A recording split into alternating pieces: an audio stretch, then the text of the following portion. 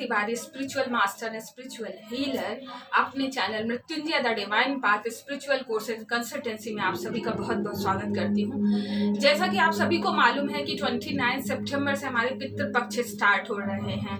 तो पितृपक्ष का हिंदू धर्म में एक बहुत बड़ा स्थान होता है। जो हमारे 15 डेज हमारे एंसेस्टर्स को दिए गए हैं वो बहुत ही ज़्यादा महत्व रखते हैं हमारे हिंदू धर्म में और हमारी आस्था में, और हमारे जो पूर्वज हैं उनके लिए। कहते हैं कि अगर हम जीवन में आगे से आगे प्रोग्रेस पाना चाहते हैं, तरक्की पाना चाहते हैं, तो हमें अपने ईश्वर के साथ साथ में अपने पितृ जो हमारे पूर्वज हैं, हमारे माता पिता, हमारे जो दादा दादी, इवन सभी के लिए हमें एक उनके सम्मान में कह सकते हैं या उनकी याद में कह सकते हैं, हम ये डेज रखे गए हैं और हम कुछ ना कुछ रिचुअल्स करते हैं। जी हाँ, उनको खुश जितना हम करते हैं उतना ही जीवन में हम आगे प्रोग्रेस पे प्रोग्रेस करते जाते हैं।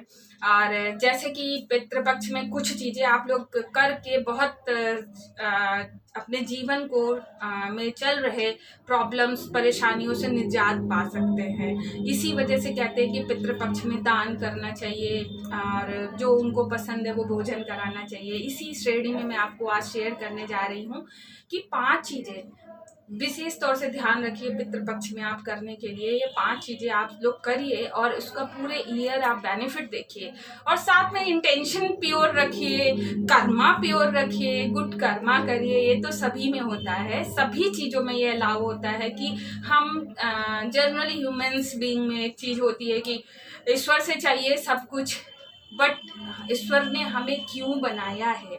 सबसे पहले चीज, हमें सबसे श्रेष्ठ जीवात्मा बनाया है ताकि वो अपने कार्य हमारे के द्वारा हम लोगों से करवा सके। तो हमें इस चीज पे जरूर से ध्यान देना है कि हमारे योग्य जो करने योग्य कर्मा है, जहाँ हम लोगों की हेल्प कर सकते हैं, मदद कर सकते हैं, हमें करनी चाहिए। तो हम आते हैं अपने टॉपिक पे।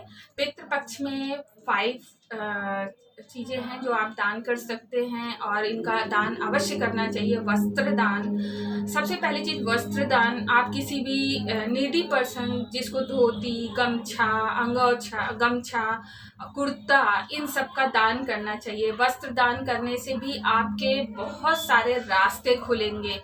और दूसरा दान है काले तिलों का दान। काले तिल के दान करने से हमारे जो भी प्लैनेटरी पोजीशन गड़बड़ चल रही है, हमारे ग्रहों की स्थिति हमारे जीवन में गड़बड़ चल रही है, वो भी बहुत कुछ बैलेंस होने लगती है।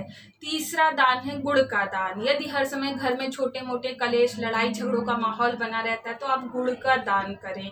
तो पूरे पितृपक्ष में आप गुड़ का दान किसी नीडी पर्सन को करें, किसी ज़रूरतमंद व्यक्ति को करें, गुड़ का दान करें। या आप नहीं 15 दिन कर सकते हैं तो 4-5 डेज तो जरूर से करें।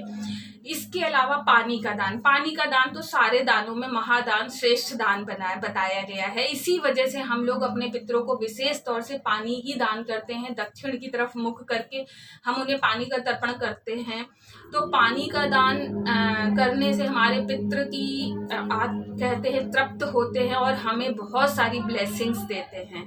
और पितरों को पानी का दान के साथ साथ में हम ऐसे भी पानी का दान कर सकते हैं, वो भी हमारे प्लैनेटरी पोजीशन को बहुत अच्छा करता है।